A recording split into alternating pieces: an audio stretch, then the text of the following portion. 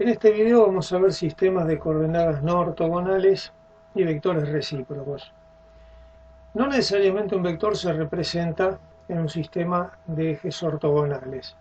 Los sistemas de coordenadas vistos hasta ahora, cartesianas, cilíndricas y esféricas, trabajan con vectores base que en definitiva son ortogonales entre sí. Los sistemas de coordenadas vistos hasta ahora son los que se utilizan habitualmente, pero no siempre son los más convenientes para ciertos problemas. Por ejemplo, en un problema que tiene simetría cúbica es más fácil trabajar con coordenadas cartesianas ortogonales. En un sistema con simetría esférica es más fácil trabajar con coordenadas polares o esféricas, y así sucesivamente. En algunos casos, por ejemplo en cristalografía, es más sencillo trabajar con sistemas de ejes coordenados que no sean ortogonales. Por ejemplo, si ustedes miran la figura 1, la estructura cristalina está caracterizada en dos dimensiones por dos vectores como el u y el v. Esos vectores son los que corresponden a las posiciones de cada átomo, de cada molécula dentro del cristal. Entonces es más cómodo trabajar con este tipo de sistema de coordenadas y no trabajar con coordenadas ortogonales. En el documento los vectores se van a representar en negrita e itálica. Como siempre, es necesario contar con un conjunto de herramientas que permitan trabajar con un sistema de coordenadas tomando siempre un sistema de coordenadas como referencia. En realidad lo que se ve hasta acá no es algo totalmente nuevo. Como se puede ver en la figura 2, un vector se puede armar con una suma de infinitos vectores con diferentes orientaciones y posiciones. Lo importante es que al hacer la suma vectorial nos tenga como resultante el vector que estamos buscando. Del mismo modo se va a aplicar acá el concepto para trabajar con sistemas coordenados no ortogonales. Un concepto que vamos a incorporar también en este video es el de vector recíproco. Vector recíproco es un vector que cumple con la condición de que el producto escalar por su vector originante va a ser siempre 1. O sea, tal cual como uno podría pensar intuitivamente, el recíproco es la inversa del otro vector, pero no es el vector opuesto o negativo o inverso desde el punto de vista vectorial, sino que es el que cumple con la inversa escalar. O sea, el producto escalar de ambos vectores va a dar 1, como se indica en la ecuación. Ahí más abajo, b por el recíproco de b nos tiene que dar 1. Esto se va a analizar más en detalle a continuación y vamos a ver que simplifica mucho la tarea trabajar con vectores recíprocos en lugar de los vectores que corresponden a una base. Por otra parte, se va a ver que los vectores recíprocos tienen que ser ortogonales con respecto a cualquier otro vector que aparezca en la misma base. El objetivo del documento es comprender este tema conceptualmente. El texto va a estar disponible para su estudio. Los conocimientos previos requeridos son sistemas de coordenadas cartesianas, curvilíneas, por ejemplo polares, cilíndricas, esféricas, ortogonales en 2 y 3 dimensiones, y conceptos de vectores base. Asimismo es necesario conocer las operaciones vectoriales básicas con matrices y determinantes, y el concepto de derivadas parciales y totales. Comenzamos con la descripción. Dado un vector como el A, representado mediante un sistema de ejes ortogonales en 2 dimensiones, para simplificar, en general los gráficos se van a hacer siempre en 2 dimensiones, aunque en algunos casos nos vemos obligados a pasar a 3, por ejemplo, si queremos representar un producto vectorial que sabemos que no tiene definición en el plano.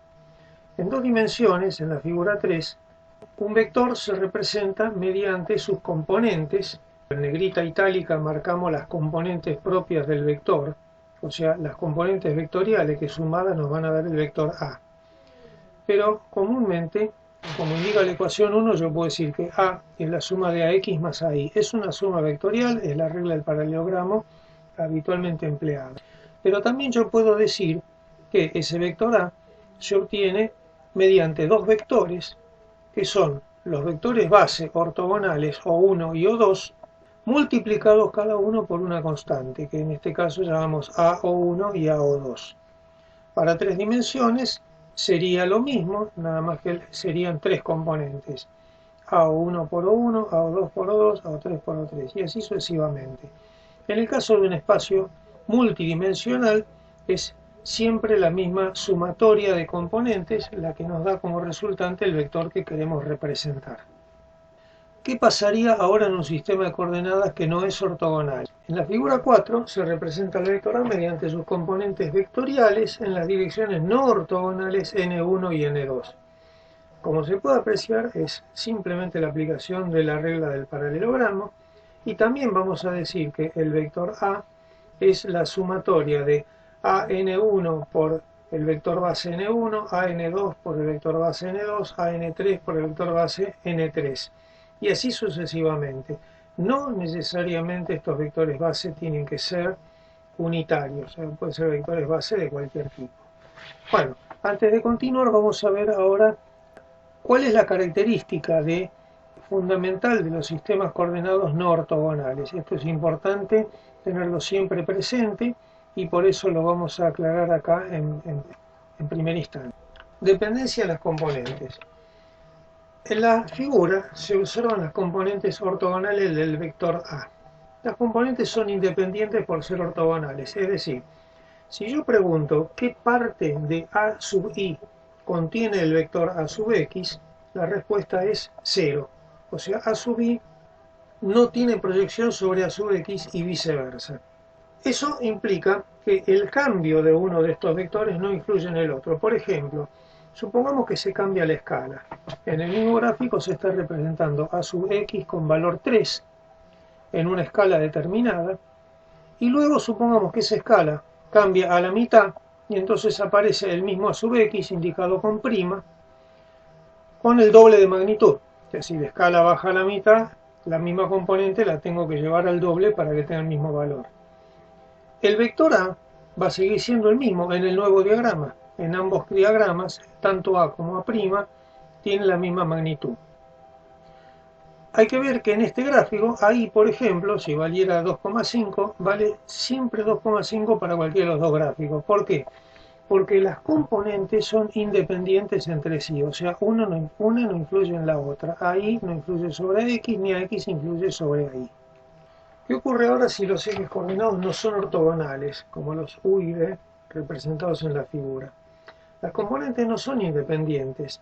AB se proyecta sobre el eje U como AB sub U, que es igual a AB por el coseno de gamma.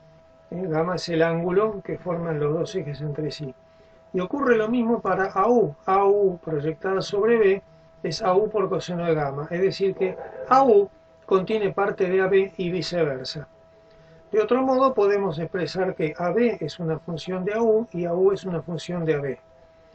Ahora, este sistema coordenado está caracterizado por el ángulo que forma los ejes entre sí. O sea, un sistema coordenado está representado por las magnitudes, las escalas que tiene sobre los ejes y por el ángulo que intersecta a los ejes. Si la escala de uno de los ejes se cambia, lo mismo que hicimos en el ejemplo anterior para coordenadas ortogonales, por ejemplo a la mitad, obviamente su U cambiaría a A' sub U, cambiaría exactamente al doble. Para seguir manteniendo el mismo vector, también tiene que cambiar a B, porque el sistema de coordenadas está caracterizado por las escalas y por el ángulo entre ejes. Entonces, la proyección de AB sobre el eje U, o sea, AB por coseno de gamma, se tiene que mantener siempre igual.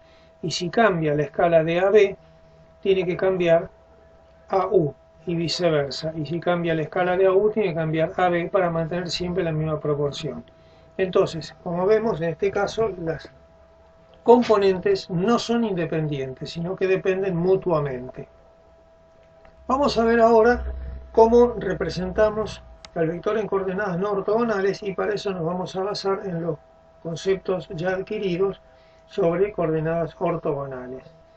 Para representar un vector en coordenadas ortogonales y ortonormales, en este caso, o sea, una base unitaria, donde O1 y O2 son versores, buscamos las proyecciones sobre los ejes y sumamos las componentes vectorialmente, como se indica en la figura 5. Las componentes AX, AY y AZ se pueden obtener como AX que sería producto escalar del vector A por el versor I, que en este caso podemos decir es A producto escalar con el versor O1, como lo querramos denominar. AI es producto escalar de A por el vector O2 y AZ producto escalar de A por el vector O3, según sea la base. Las componentes escalares del vector, o sea, los factores que multiplican los vectores base, se calculan como el módulo de la componente AX dividido el vector base.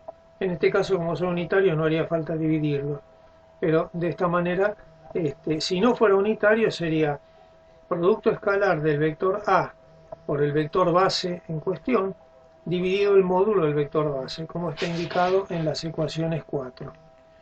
Si la base es ortonormal, o sea, se compone de vectores unitarios y j y k, las ecuaciones anteriores se reducen directamente a producto escalar del vector por el vector base. Entonces se puede apreciar claramente que una base ortonormal, una componente del vector de un eje, por ejemplo x, coincide con el módulo de la componente vectorial, o sea que el valor escalar que va a multiplicar el vector base es el módulo de la componente a sub x. Pero cuando la base no es ortonormal, esto no se cumple. Ahora bien, como los conceptos, vamos a ver, pueden llegar a ser confusos, porque vamos a tener una componente vectorial y vamos a tener factores de escala que multiplican a los vectores base, vamos a hacer una aclaración de la nomenclatura empleada. Cuando decimos componente vectorial, nos referimos a una componente del vector, que está compuesta de una componente base, que es una magnitud vectorial, y una componente escalar, que es el factor de escala. Por ejemplo, lo visto hasta ahora sería A01 por O1. O1 sería la componente base, que es la magnitud vectorial, y AO1 es la componente escalar o el factor de escala que multiplica este vector base. Para representar un vector en coordenadas ortogonales aplicamos el mismo principio, pero las proyecciones van a ser de dos formas diferentes y acá es donde es importante aclarar bien este punto. Vamos a ver la figura 6. En la figura 6 se puede ver que tenemos el vector A y sus dos componentes vectoriales marcadas en rojo punteado, que son AN1, N1 y AN2, N2. O sea, la componente escalar A, N2 por el vector o la componente vectorial, el vector base o la componente vectorial N2. Tal como indica la suma, AN1 en la ecuación 5, AN1 por N1, AN2 por N2, AN3 por N3. Estas componentes vectoriales se obtienen, como es habitual, aplicando la regla del paralelogramo. Como se indica en rojo, tenemos lo que se llama proyección paralela. Esa proyección paralela es paralela a uno de los ejes. Entonces, AN1, N1 es la proyección del vector A siguiendo una paralela al vector N1 y es lo que se indicó en línea punteada en rojo. Lo mismo ocurre, AN2 por N2 es la proyección paralela del vector A sobre el eje determinado por el vector base N2. Pero también uno podría decir, ¿y por qué no lo proyecto de forma perpendicular? Yo podría tomar simplemente el producto escalar de A por el vector base N2 y obtener esa proyección perpendicular, indicada como producto escalar A por N2 en la parte superior de la figura, marcado en azul. También es posible tomar esa proyección perpendicular, pero ocurre que las proyecciones perpendiculares no nos permiten aplicar la regla del paralelogramo. Cuando hagamos la suma vectorial con las proyecciones perpendiculares no obtenemos el paralelogramo que daría como resultado al vector A. Con esto completamos la primera parte del video. Continuamos en la segunda parte luego de un descanso. Gracias por todo.